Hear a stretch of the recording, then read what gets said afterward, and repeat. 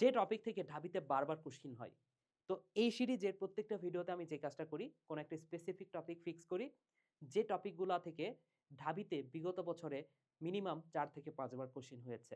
তো সেরকম একটা টপিক হচ্ছে নিউক্লিক অ্যাসিড। এখানে তুমি দেখো ১, ২, ১০, ১১, ১৪, ১৫, ২৩, ২৪ খুব রিসেন্ট ইয়ারে কিন্তু কোশ্চিন হয়েছে। এবং এই টপিকটা, এই ছোট্ট একটা টপিক, এটা কিন্তু খুবই গুরুত্বপূর্ণ। এটা তোমার বোঝার জন্য, ডিএনএ এর গঠনটা বোঝার জন্যও লাগবে। তো ফার্স্টেই বলি, নিউক্লিক অ্যাসিড কি? এটা কি, নামটা কি কখনো শুনেছো? অনেকেই বলবা যে শুনেছি, কিন্তু কোথায় শুনেছি জানি না। তো যখনই আমি বলবো যে NA এর আগে একটা ডি দিয়ে দাও, তখন তুমি বুঝতে পারবে হ্যাঁ এটা হচ্ছে ডিএনএ। অথবা আর দিয়ে দাও, আরএনএ। সো নিউক্লিক অ্যাসিড হচ্ছে ডিএনএ আরএনএ এর একক। ওকে, ডিএনএ আরএনএ এর গাঠনিক একক হচ্ছে নিউক্লিক অ্যাসিড। তো এই নিউক্লিক অ্যাসিডকে তুমি ভাঙতে পারবা কি দ্বারা জানো? নিউক্লিক অ্যাসিডকে ভাঙতে পারবা নিউক্লিয়েজ এনজাইম দ্বারা, নিউক্লিয়েজ এনজাইম দ্বারা বা মৃদু ক্ষার দ্বারা। কি দ্বারা ভাঙবা? নিউক্লিয়েজ এনজাইম বা মৃদু ক্ষার দ্বারা ভাঙবা। ভাঙলে যে জিনিসটা পাবা সেটাকে বলা হয় নিউক্লিওটাইড, যেটা হচ্ছে ডিএনএ এর একক হিসেবে পরিচিত। ডিএনএ এর একক কি? নিউক্লিওটাইড।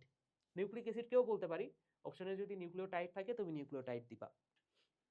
তো এটা পরীক্ষায় এসেছিল, মার্ক করা আছে দেখো। তো নিউক্লিক অ্যাসিডকে আমরা হয় নিউক্লিয়াস এনজাইম দ্বারা ভাঙবো অথবা মৃদু ক্ষার দ্বারা। ক্ষার দ্বারা কেন? কারণ এটা তো অ্যাসিড, তো অ্যাসিডকে তো আর অ্যাসিড দিয়ে ভাঙবো না, ক্ষার দ্বারাই ভাঙবো। এখন এই যে নিউক্লিওটাইডকে এইবার আমরা ভাঙবো মৃদু অ্যাসিড দ্বারা। ভাঙলে আমরা দুইটা উপাদান পাবো, একটা হচ্ছে নিউক্লিওসাইড এবং পি, ফসফরিক অ্যাসিড। এই নিউক্লিওসাইডকে যদি আবারও ভাঙো, আরো দুইটা উপাদান পাবা, একটা হচ্ছে পি আর একটা হচ্ছে এস এবং আরেকটা হচ্ছে এন। নিউক্লিওসাইডকে ভাঙলে আরো দুইটা উপাদান, একটা হচ্ছে এস আর একটা হচ্ছে এন। এস মানে কি? সুগার। এন মানে হচ্ছে নাইট্রোজেন বেস। এবং এটা শুধু সুগার না, এটা হচ্ছে পেন্টোজ সুগার, 5 কার্বন বিশিষ্ট শর্করা এবং নাইট্রোজেন বেস। তো তোমাকে যদি কোশ্চিন করা হয় যে ডিএনএ কি কি দ্বারা গঠিত, দেখো pentose sugar and nitrogen base দ্বারা গঠিত হচ্ছে নিউক্লিওসাইড। এই নিউক্লিওসাইডের সাথে আরেকটা ফসফরিক অ্যাসিড যুক্ত হলেই কি তৈরি করতেছে? নিউক্লিওটাইড। তাহলে আমি বলতে পারি না যে এই যে এস, এন এন্ড পি, এই তিনটা দ্বারা ডিএনএ আরএনএ গঠিত। সো ডিএনএ আরএনএ এর গঠন উপাদান, গাঠনিক উপাদান 9 কোনটা, এই টাইপের কোশ্চিন করতে পারে। তোমাকে অপশনে দিবে sugar, nitrogen base and phosphoric acid. তাহলে কোনটা না, আরেকটা কোনো অপশন দিয়ে দিবে।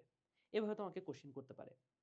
তো এই যে কোশ্চিন অ্যানালাইসিসের যে বিষয়টা, এভাবে যদি কোশ্চিন অ্যানালাইসিস করে পড়তে পারো, তোমার কিন্তু ঢাবিতে বা যে কোনো ভার্সিটির কোশ্চিন অ্যানালাইসিস করে পড়ো, সেই অ্যানালাইসিস করা প্রশ্ন থেকে কিন্তু প্রশ্ন প্রতি বছরই হয়।